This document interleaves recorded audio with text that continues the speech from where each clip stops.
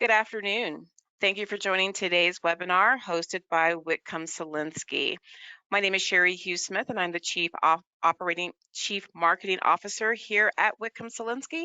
And our webinar today is titled TradeSmart, Trademark and Label Art Errors to Avoid. Just to remind you what today's webinar is about, today's webinar is about U.S. trademarks are either protected through registration with the U.S. Patent Office, or they are left unregistered or less protected under common law guidelines. When considering a trademark, do you know what pitfalls to look out for? Today, our speaker is Brandon Solinsky, who is a partner and co-founder of Whitcomb Solinsky. And Brandon specializes in trademarks and trademark secrets, and he works very closely with his clients on a proactive approach and helps them identify early conflicts so that they can strengthen their trademarks. And also, he works with them to eliminate any overlap within their trademarks. So within that being said, we're going to hand this over to Brendan. What I'd like to also note that if you have any questions throughout today's webinar, we ask that you list your questions in the question area within your GoToWebinar panel. If you have any questions or you cannot hear the presentation or hear Brandon, again, list your question in the panel and I'll try to work out your issue on my end. With that being said, I'm going to hand everything over to Brandon. Brandon? Great, thank you, Sherry. Hi, everybody. Welcome to TradeSmart. As Sherry said, I am Brandon Solinsky. I'm a shareholder here at Whitcomb Solinsky, where your mission matters. One slight correction, I'm not a co-founder. I've been here almost as long as Joe, the founding partner, but I'm not a co-founder, technically speaking. One of the fields that we specialize in here are trademark registrations and enforcement actions. And we decided to do a webinar specifically on trademarks because I get a lot of calls from folks in either of two camps. In the first, there are people who know that they don't know enough about trademarks, and they call me to have me handle the whole thing straight through, and we have no problem doing that. The other camp are people who didn't know what they didn't know, and they tried to do it themselves. They tripped up a little bit, and now they call me to help pull them out of that, which I'm also happy to do, but the goal of this webinar is to take you out of that second camp, to make sure that you have a good lay of the land so that you can wisely make decisions on protecting your trademarks or not protecting your trademarks, depending on what's best for you. Registering a trademark is pretty consumer friendly. It's designed so that you don't have to have an attorney to do it. And I'm not here to tell you that you need an attorney. What I really want you to know is what you need to know. So I want you to know what to do, but also what not to do. And that's the approach that we're taking today. You know, what kind of errors should you avoid? You can find all kinds of information on the internet about how to register a trademark. You can hire a quick and dirty company for super cheap to file it for you. But really, you want to know what there is to know out there so that you can make the best decision. As a kind of a disclaimer, this is a presentation that I wrote specifically for breweries. We have a beer law division, beerlawhq.com, and so I've done this presentation before, but the lessons that we convey here are not brewery specific. Lessons about trademarks, they apply across all industries, and so you know, using beer law as a way to convey these messages is also just kind of fun because who doesn't want to talk about beer on a Wednesday afternoon? So let's get into it. Here's our roadmap. This is what we're going to do today. We're going to, first of all, talk about what a trademark is. There's often some confusion about what's a trademark, what's a copyright, what's a patent. So we'll go through that real quick and just outline, you know, the parameters of what we're talking about. What are trademarks? Why do we care about trademarks? What should you do with your trademark, as well as, you know, very briefly, what you should not do with your trademark. And then at the end, we'll do some cautionary tales. Cautionary tales are my favorite part. We used to call them train wrecks because they really are just fun. Yeah, that's not a good way to put it. They're interesting things to study. They're good case studies about what not to do, usually, how to get yourself into trouble by doing the wrong thing. So a trademark it has to do with branding. And I say it has to do with that because branding is a whole process. Trademark is usually one element of that. But if you think of your trademark as a brand, that's probably a really good compartment to put it in. When you develop your branding, oftentimes a trademark is part of it. So it's a word or phrase. It can be words. It can be a design. It can be words and a design. That can be a trademark. If you're in business right now, you have a trademark. The name of your business is a trademark. You have the names of your products or services. Those are trademarks. If you're using them in commerce, those are trademarks. Trademarks, the point of them is to identify the source of goods or services. So to say that it's this company or this entity who's selling you these goods or services. Here are some famous examples, just so we're on the same page. These are all, I believe, these are all registered trademarks, every one of these. Some of them have been registered for 100 years. Kodak's been around for at least 100 years. New Belgium, less so. But these are good examples because they're all names and graphics that are both trademarks. And I think for probably every one of these, they separately trademark both of those. But you don't have to do that. You can do one or the other. You can do both. But this is what we're talking about when we talk about trademarks. So what is not a trademark? So as I mentioned before, copyright. If trademark is a brand, copyright is art. And that's what copyrights protect. They call it a work of authorship, but it's what you think of when you think of art. Books or songs, sculptures, movies, stuff like that. That all falls under copyright. There are rare cases in which copyrights and trademarks intersect, and we've got an example in our last slide about where that might happen, and that's where the label art part of the title of this thing comes from. That intersection between copyright and trademark. Patents. If trademarks are brands, copyrights art, patents are inventions. And so rarely, I can't think of a single example or even a possibility of where a trademark and a patent would overlap. Those are just two very different things. If you come up with a better mousetrap, you're going to protect it with a patent. If you name that a clever name, then you'll protect that name with a trademark. There are some other things that fall into intellectual property, but these are the most commonly confused areas of overlap in terms of intellectual property. How do you get a trademark? Well, you just start using it. So that's the first way you get it. There are two distinct categories. You can have a trademark through common law, and you can have a trademark through registration. So for common law, you go into business, you name your brewery Acme Brewing, and that's your trademark. As soon as you start using that in commerce, as soon as you start selling beer under that name, or widgets or whatever else, that's your trademark. So you just start using it and you have a trademark. Common law protection is not as robust. So common law is distinct from, we'll talk about federal registrations. You can also register through the state. All states have some form of trademark protection. It tends to be just not as robust as common law is also not as robust as a federal registration. The federal registration is the gold standard for trademark protection. And we'll get to that in a second. So common law is not as robust as a registration, and it's limited by geography. So if you start selling car parts, widgets in Michigan, and you only sell them in Michigan, and you call your widgets Acme widgets, somebody in Colorado starts making Acme widgets, same kind of product, same name, but different parts of the country. If you didn't register federally for your Acme widgets, you may not have any luck trying to prevent the Colorado company from using the same name in the same industry. And so, again, there are a lot of advantages. We'll talk about that in a second, a federal registration. Common law will get you some protection, just a lot of limitations. So federal registration, as I said, gold standard. There are two ways that you can, two main buckets that you can register something federally.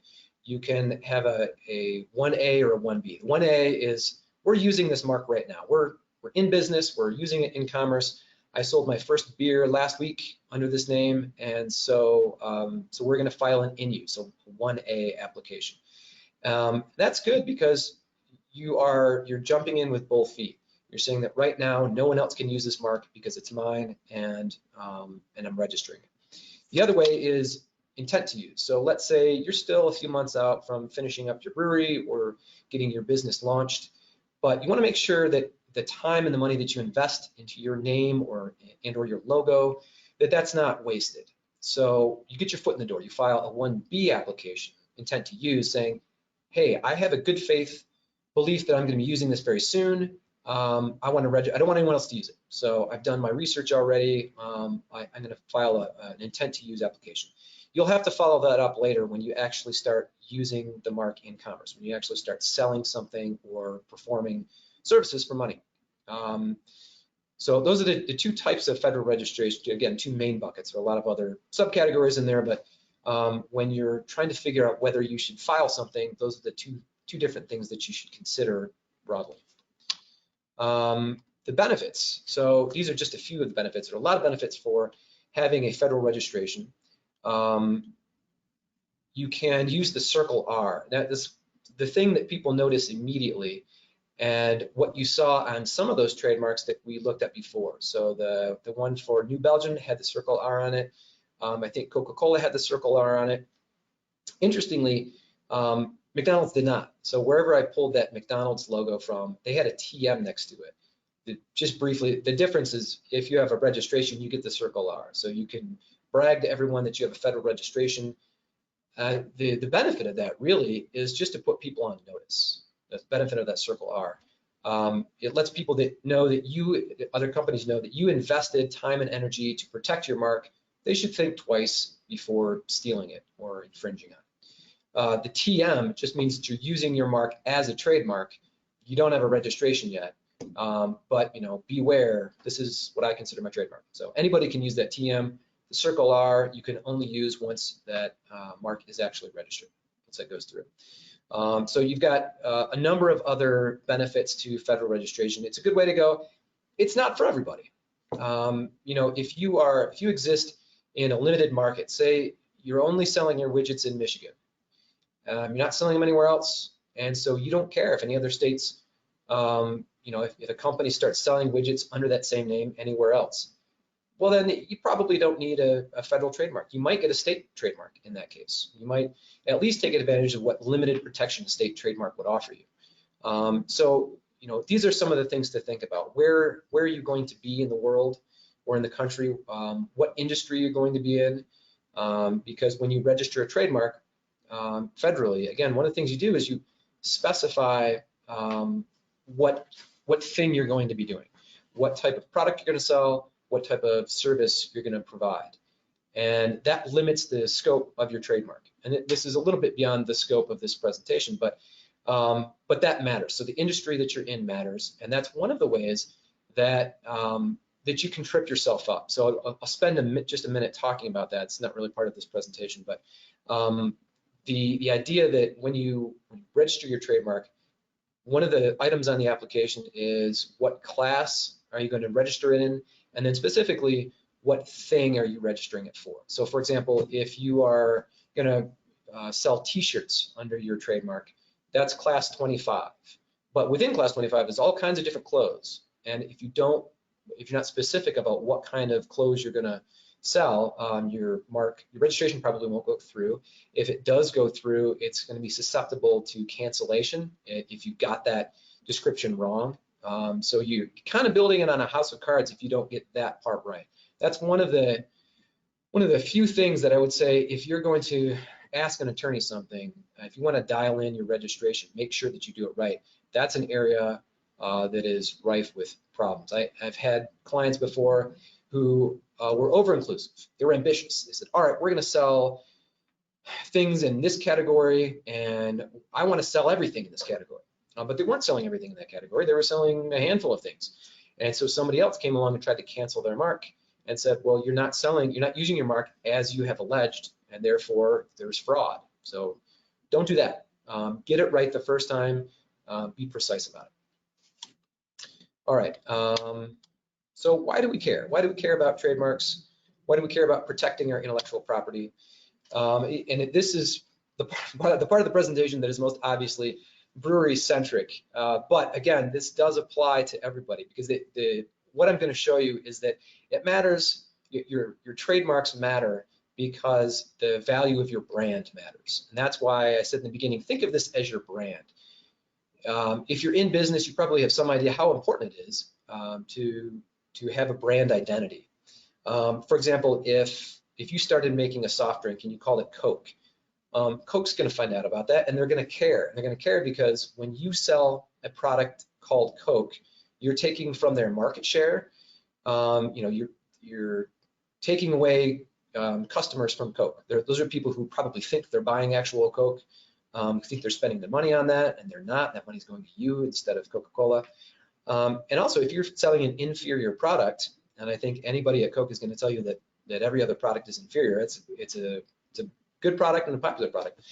So if you're selling an inferior product under their name, you're going to dilute their trademark. You're going to tarnish their trademark. So these things matter, and sometimes there's a lot of money attached to brands, to trademarks specifically. So in my slide right here, I just show the difference in 10 years. This is the, kind of outlines the evolution of the, it's a little bit more than the last 10 years, but about the last 10 years of the brewing industry and how much it's grown. So 2008, there were about 1,500 breweries. In 2018, 7,346. We're closer to 8,000 now. I don't know if we've surpassed that, but it's big business. There's a lot more competition out there. If you're in the brewing industry, shelf space is a little harder to get. So these fights over trademarks are a little more acute now, and we just have to pay a little bit more attention to them. So if we look at production, so again, 10 years ago, 8.5 million barrels of production. A barrel is about 31 gallons. For those of you not in that business, 2018, 25.9. So it tripled, or maybe a little more than tripled in production. And again, sort of the same type of metric. If we're talking about money, it quadrupled. And again, the point is that the brewing industry is tightening, and the dollar amounts attached to these fights are becoming bigger, and they're becoming more important in terms of survival and success. So why does everyone care? Why do we care at all? I want to talk about what you're going to do on defense and what you're going to do on offense. So on defense, every company needs a name. Every product or service generally needs a name, even if it's a generic one. If we're talking about Acme Brewing, for example, if you need a name, you want to protect it. And so you want to protect Acme Brewing. You don't want somebody else to be trading on your name if they're going to be in your market. So registering your mark is a good way to be on defense. You register that mark, and then you can later enforce that registration. These two categories are really, they overlap enough that maybe it doesn't make sense to distinguish offense and defense, but really you want to protect your trademark, and you want to file your trademark, you want to protect it, and you want to enforce it. All right, so in order to make sure that you have solid footing when you register a trademark, the first thing you should do is a Google search. Do your research, do a little bit of research even before you call an attorney. And I tell my clients this all the time, and I have a good quote that follows this that I think illustrates it really well. But do some initial research to make sure that when you pay an attorney to do a search, and that's what my clients do, they pay me to do a search. You don't want me to come up with the first 10 things on Google are all your name and somebody else is using it in your industry. That's heartbreaking. You just paid me to type in a name. But that's not a good way to go. So do a Google search. If you get really ambitious, you can search other areas. You can do a PTO, Patent and Trademark Office search. Their database is super clunky.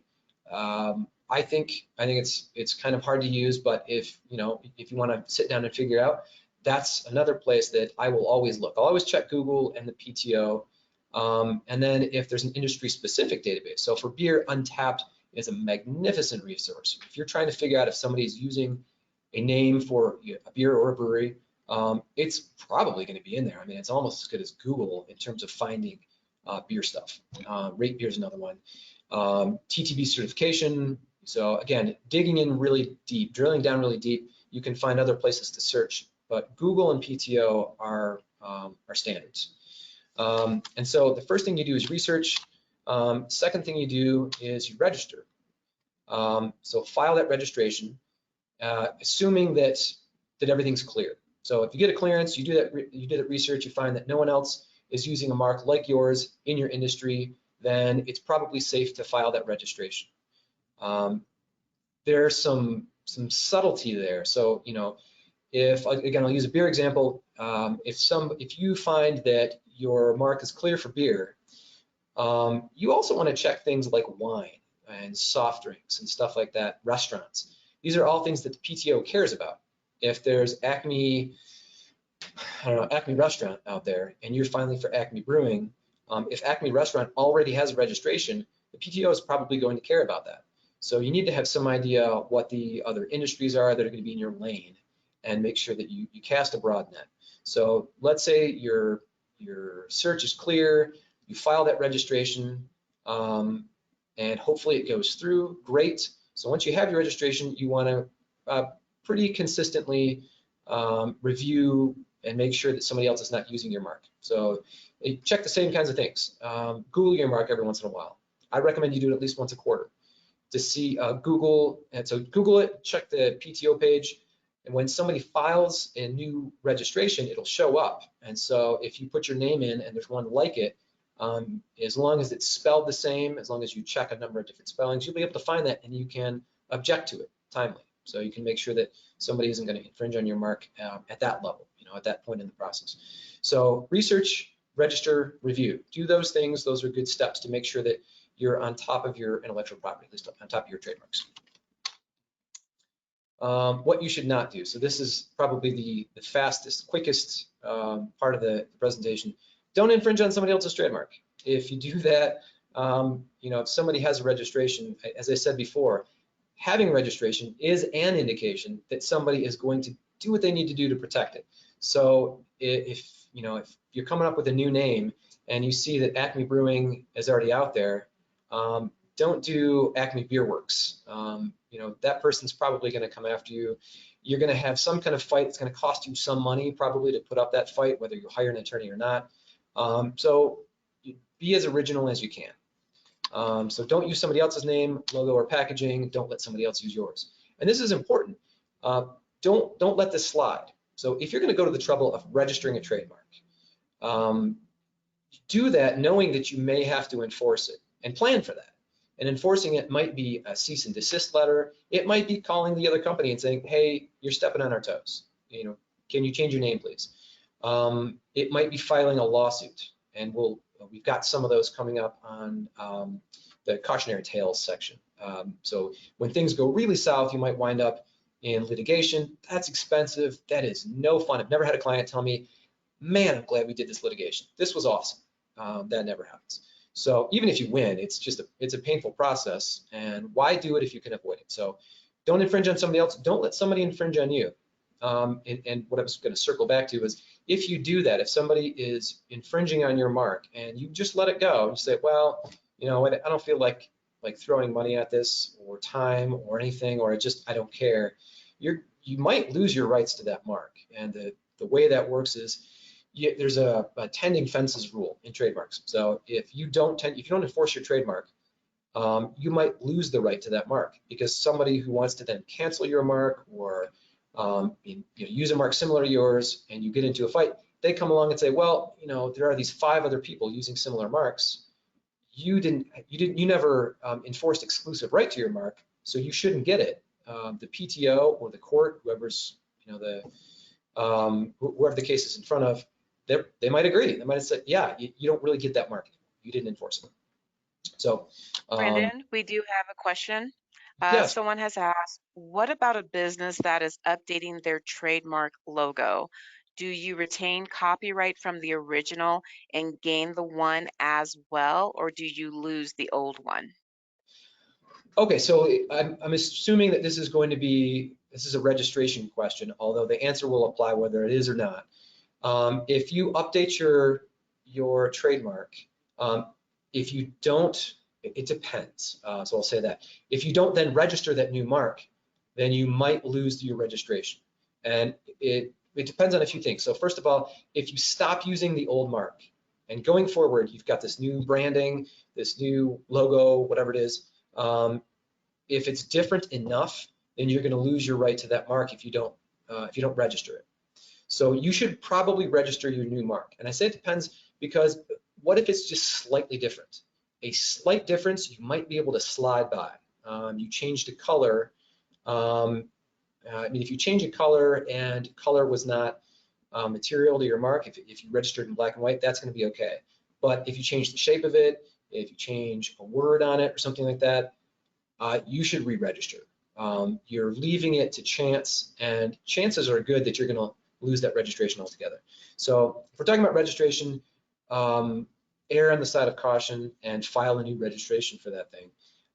If you're not using the old mark, or if you're not using the mark in the old way, you can let it lapse. It'll lapse on its own. There's nothing to be embarrassed about that. Big companies do that all the time. They stop using a mark, they just let it lapse and it gets canceled. But make sure that you have a new registration going forward. Brandon, there's another question. The question is, I've been using the same trademark for over 10 years, but have not registered it. Would you recommend I register it now? I'll try not to start every answer with it depends, but it does. And it depends on the things that I mentioned before. So if you are in a limited geographical area and the industry is pretty specific to how you're using it, then it might not matter. But I have plenty of clients who are in a limited geographical area who don't want anyone else in the country to use it. They want to be known as, whether it's being known as a destination brewery or something like that, or planning ahead and thinking, well, we're gonna be distributing countrywide at some point, so we want to make sure we lock this thing down.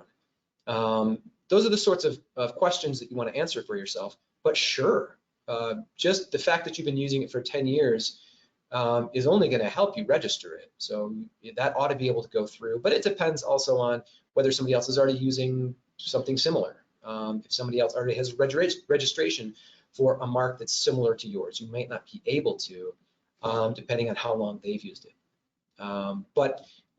If you want to shoot me an email offline, I'm happy to talk about that more with you. We can figure out whether registration is right for you. Okay, I'm so sorry, Brandon. You have another question. Sure. What if a trademark was involuntarily abandoned? Should they refile a new 1A application, or is there some way to revive the other one? There's not a way to revive it. You have to file a new application. That's always a bummer. If you miss your deadline, I've seen this happen before, and it's heartbreaking. Yeah, you can't get it back. So yeah, you got to file a new 1A application. But on the upside, you may not really be out anything. That registration that you have is gone, but as long as you had been monitoring your mark and making sure no one was infringing, then you ought to be able to just kind of pick up where you left off. You file a new application, it ought to go through because you just had that other one, and you're back in business. And you're going to have the same use date. So you have a new registration date, but as long as you have continuously used that mark, you're still going to have that date. So again, if I'm happy to follow up with that. If you have any questions, you can email me. I'll shoot you we'll have my email on the screen at the end. Any other questions? Yes. It's easy to search a name, but how do you search a trademark image? Oh, great question. It's hard. That's the answer to that. Through Google, honestly, I don't use Google much for that. I do, but I rely more on the PTO search for that. And as I said, the PTO database is, I think, clunky to search through. But one of the things that they do, I think, better than Google is they have ways of picking out elements of a graphic and searching those elements. So, for example, if you have a bird as just part of your logo, and whatever, it could be in the background, it could be the main thing.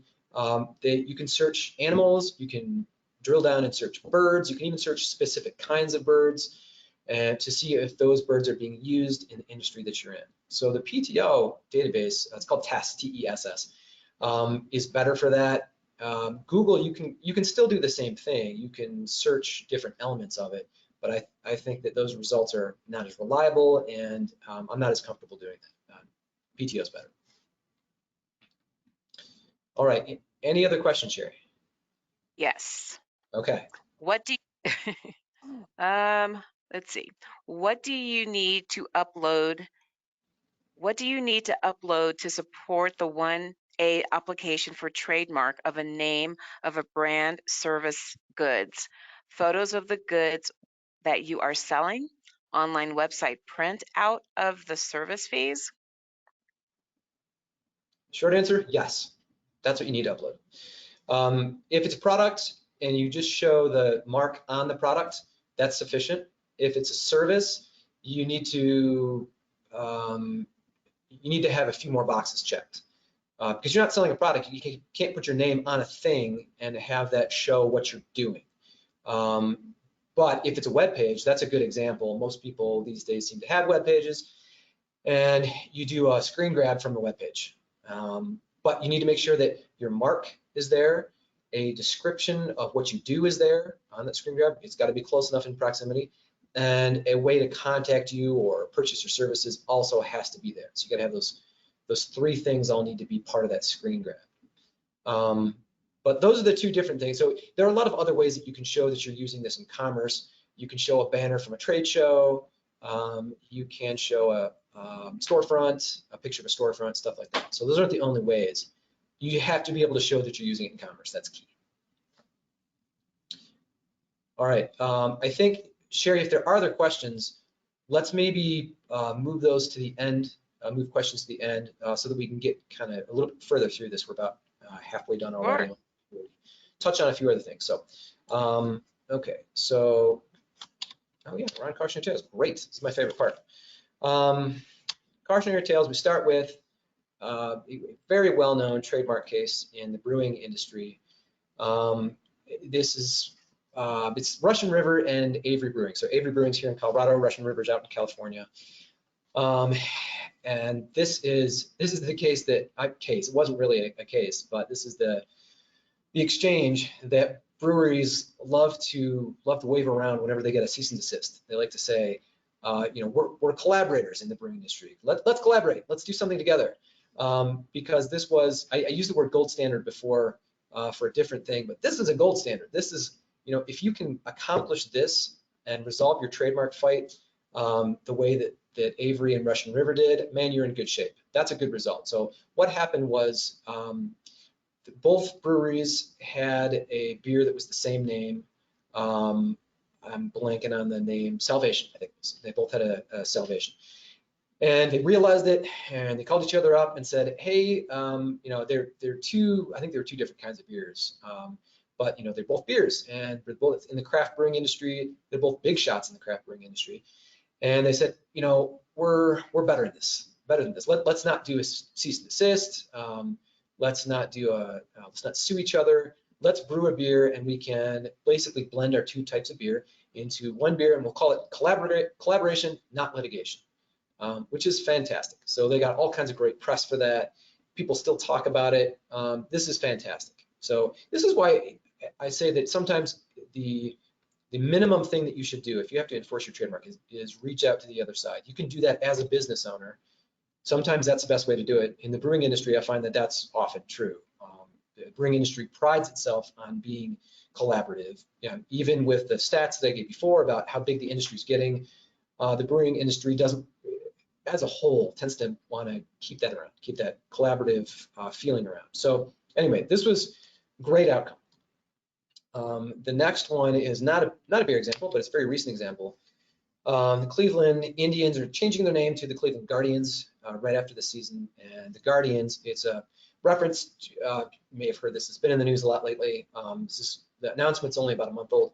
It's a reference to a bridge. It's like 100-year-old bridge, 100 or so year old bridge that leads at least towards the stadium. So it's in the city. There are these statues on it called the Guardians of Traffic. And so that's what they identified as, that's what the team identified as what they want their name to be. And they sent us this announcement that said, I'm just going to read it. The team owner said there were a lot of challenges to find the right name and make sure that the name was available for use. It took a lot of time and extraordinary effort. So they did. They put in a lot of effort. They surveyed 40,000 fans, they said. They spent 140 hours of interviews with fans and community leaders and front office personnel. I don't know about what kind of research they did, but I just want to skip to the next slide and I'll go back because what happened shortly thereafter, 4 days after, was somebody filed for Cleveland Guardians. So that's the other logo that's there. They filed an application for a federal trademark for the Cleveland Guardians. And it's a, what do you call it? Roller derby. It's a roller derby team. So it's a like recreational league, I believe, club team that they've been around since 2013. They registered the name with the state in 2017, I think.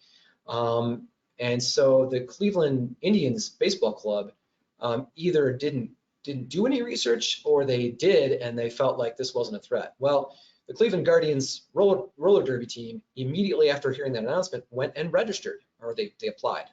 The registration will take a while to go through, but this was addressed on Wait, Don't Tell Me, which is an NPR comedy show, and Peter Sagal's the host, and they just poke fun at stories in the news. That's basically the whole show. And this, I'm just gonna read this right off the page, even though I'm sure you can read it, because this is the point that I try to make with a lot of my clients. Do the minimum, at least do the minimum. Do a Google search. The other Cleveland Guardians, this is the quote, the other Cleveland Guardians, which have existed for years, are a roller derby team. They've been around. They already have a copyright on the name. You, as an observer of this webinar, already know that they don't have a copyright. You can't get a copyright for a name, but we'll let that pass. They already have a copyright on the name. They own the clevelandguardians.com domain name. That's right. The baseball team spent years deciding on a new name. They focus grouped it. They created an announcement video. They hired Tom Hanks to narrate it. But to Google the phrase Cleveland Guardians, who's got the time? So I love that quote because that just strikes to the heart of everything I tell my clients. Do your homework. Do the research ahead of time. Don't be the Cleveland Indians. Don't do this. So I was going to go back, but I wanted to make the point that these are two different logos, obviously, and it's worth talking about what the standard is for a moment, because the standard for whether both of these marks could exist on the registry is likelihood of confusion. So whether a consumer is likely to be confused about the source of a service or product. In this case, is somebody going to be confused about who the Cleveland Guardians are, which Cleveland Guardians this is, about what team it is. And if you're just looking at the graphics here, those are two different graphics. I don't think that those are going to overlap, but they're both the Guardians and they're both for a sports club, sports club. So yeah, I think people probably are. I mean, my guess is push comes to shove, and it might, because the roller derby team has already applied. I would say that the PTO is not going to register both of these marks. So I think consumers are likely to be confused. And that's consumer confusion is not really part of this webinar. That's kind of a different presentation, but I'm happy to talk about it if anyone has questions about that. All right, so Cleveland Guardians, and I want to make one more point on this. I think that this incident is going to prove rich with lots of trademark things. And if they don't resolve this soon, this is going to be a big deal. The Guardians, the Cleveland Indians, they are a Major League Baseball team. They have lots of money to throw at this, and sounds like they did. It could be that they knew about the roller derby team. Could be they knew about them and they said, Matt, it's not going to be a problem. We are going to make this big announcement, and then we are just going to use that name. And the Cleveland Guardians, this, whatever it is, beer league, roller derby team, they can't possibly give us any trouble because we have much more money than them. They might be right about that. It may turn out that the roller derby team has enough resources to file for a registration, maybe not enough resources to fight the Cleveland Indians baseball club over this. I don't know. I don't know anything about the roller derby team, but that might be the calculation that the baseball club made. They may have thought, well, we'll just go through, we'll bulldoze them, we'll just take what they have. I don't know if that's true, but I do see that happening often enough. This goes back to what I was talking about before. If you're gonna get a trademark, if you're gonna register something, know that you may have to expend resources at some point to enforce it. And so the Cleveland Guardians roller derby club may be in for a real fight.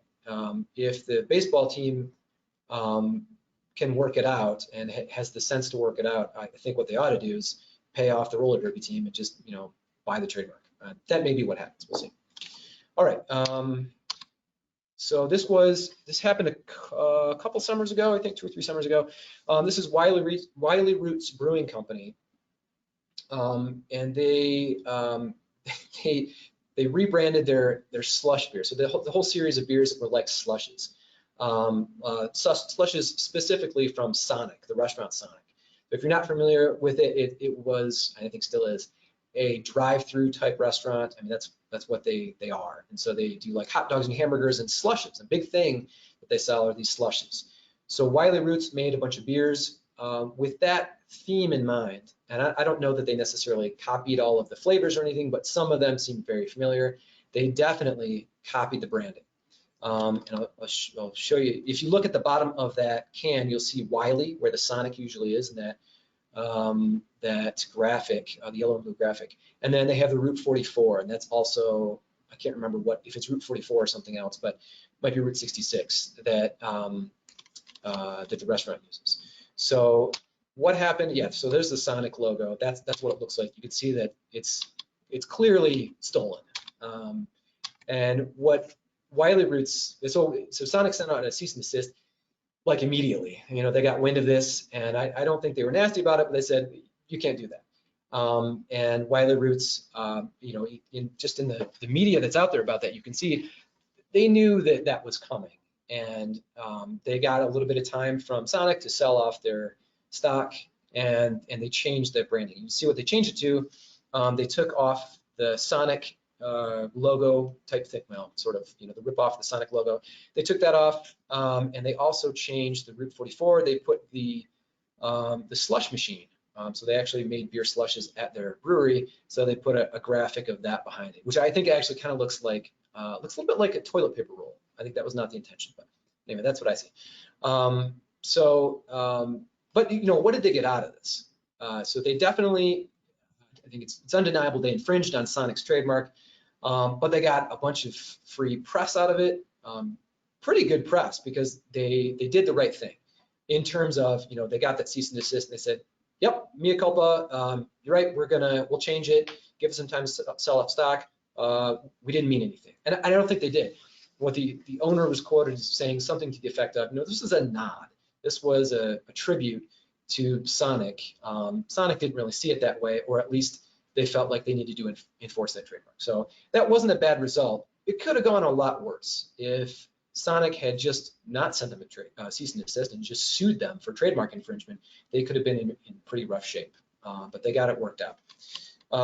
One that did not get worked out, this is Stone Brewing out in California versus Miller Coors. Stone v. Miller Coors. Stone Brewing has existed for a long time. I don't know, decades. I can't remember how long, but they've been around for a long time. They've been selling their craft beers. Miller Coors, somebody has been selling Keystone for a long time, but Miller Coors started this campaign of emphasizing the stone part of Keystone. So this is just one example, but they have a bunch of advertisements. And I think packaging that go to this. So they're emphasizing the stone part of Keystone, and Stone Brewing said, no, we're Stone Brewing. We own a trademark, Stone, for beer. You're clearly infringing on that. So they sued him.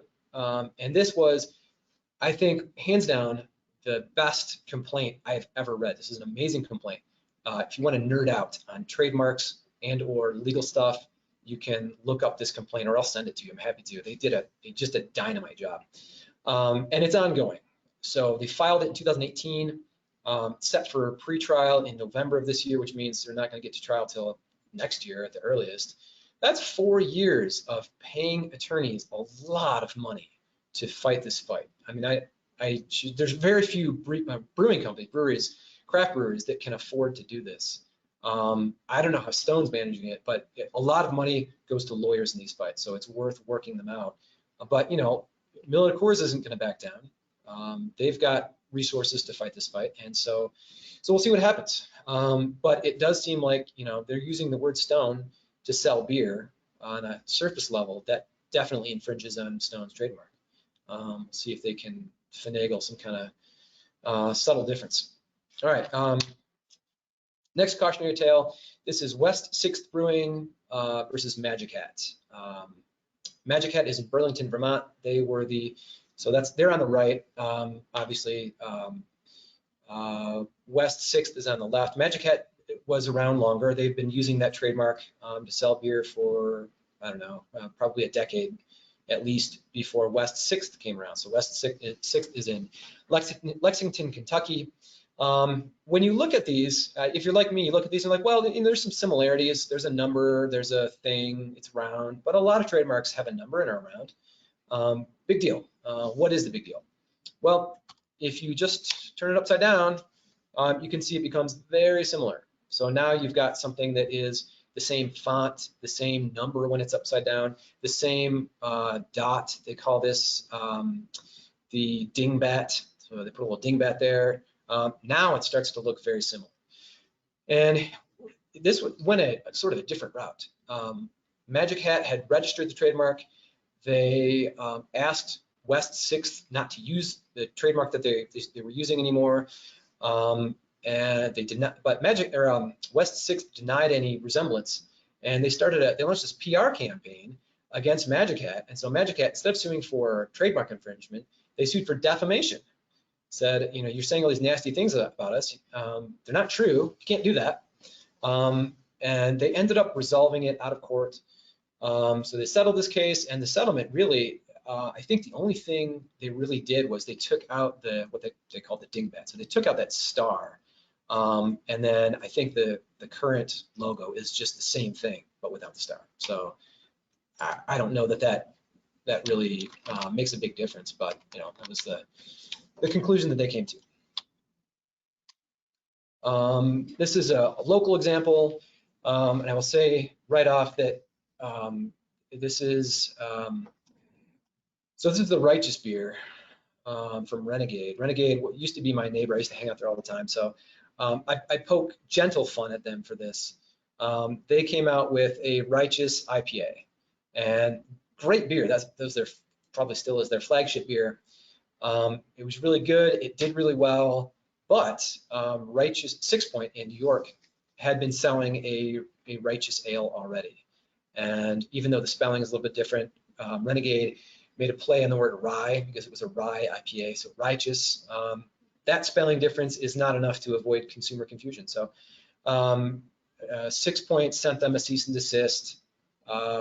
I think Renegade finally, after some back and forth, maybe gave up and played the victim a little bit because what they came out with is they changed almost nothing. They put a bar over it and called it redacted. I said, we are, we're being censored. We got to redact this because of legal stuff, because the attorneys came after us. So they call it redacted, but that's a great name for a beer too. So no complaints, I think. Righteous or redacted, they still sell a lot of that beer. Anyway, so I thought that was a good one. And that was a way that they got to, I think they just measured what it was going to cost, most likely. They said, all right, well, we've got 6 Point. I don't remember if they had I think they did. They had a registered trademark. So they've got a registered trademark. They've been using it longer. Renegade must have realized that that's a losing battle. Don't fight this fight. But, get some media out of it. Get some publicity. And whatever, play the victim if you have to, but let people know that, that you resolve this, and here's what we have now. Righteous IPA is now redacted, come drink. Right, so this is another brewery one, Old Town Brewing in Oregon, Portland, Oregon. They got their trademark from a sign in the cities. This is a famous sign. You may have seen it before. It just advertises Portland, and they had been using the sign for a while, and they registered the trademark. in 2012, the city then came back and filed for a registration I don't have a date here, just a few years ago, filed a registration for the sign to license to breweries. So they wanted to be able to license the sign large breweries to do beer events. And Old Town Brewing didn't like that because they already have a registration for what is basically that sign for beer. And this is a good example of infighting. I've got a better example that's not in here of Kentucky. I'll get into that in a second. But this is a brewery in a town against the town. And the brewery's position was, we're a small business in your town. How are you trying to sell us out to large breweries? And eventually the mayor got involved and they worked something out. And I think they finally withdrew the class that they were filing for beer and wine. So the city finally recanted and they said, all right, you're right. We're not going to fight our own businesses that have been using this mark already. We won't do that anymore. We'll use it for other things, for other industries. We'll use that sign to advertise and license out, but not for beer and wine. And then this is Kentucky. This one just came out. I think it's University of Kentucky versus the state of Kentucky. So talk about infighting. I mean, you're all on the same team. I think University of Kentucky already had the mark Kentucky for things like for apparel. Obviously, colleges sell a lot of apparel, so using the word Kentucky on there. And then the state, it might have been the governor specifically, tried to register Team Kentucky or something like that, and for shirts and other apparel. And the university had to come back and say, we're gonna oppose this, even though we're all on the same team. You can't do that. We're already selling this. Consumers are gonna get confused. Anyway, that just launched, so we'll see how that turns out. All right, so the last one on here is, this is the label art part, where trademarks intersect with copyrights. So this is North Coast's beer. North Coast is in California. They make great beer, and they have this Brother Thelonious Belgian-style Abbey Ale. That's great beer. They've been selling it for a long time. There were actually two different lawsuits for this label.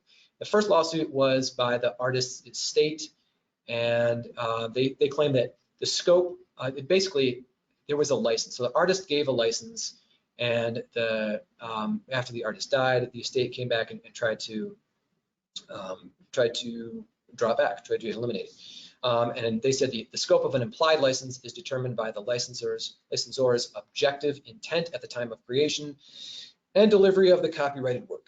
So what they looked at, and this doesn't matter so much for trademarks, but they looked at licensing and what does it mean to have a license. So if you're going to have label art, if you're a brewery, you're going to have label art, or if you're going to use an artist's work on your advertising or your packaging, know that that licensing matters. And in this case, they figured out somehow, what the artist had intended in giving them a license. And the brewery won. The court found that the artist had intended to give them an unlimited license, and the estate could not withdraw that. Now, having said that, even though they won, North Coast introduced a new label for this beer a few months after the dismissal. Excuse me. So, so they got the case. The brewery got the case dismissed, but they ended up changing the label anyway. I don't know why. And then the second case on the same label was, I think this is ongoing.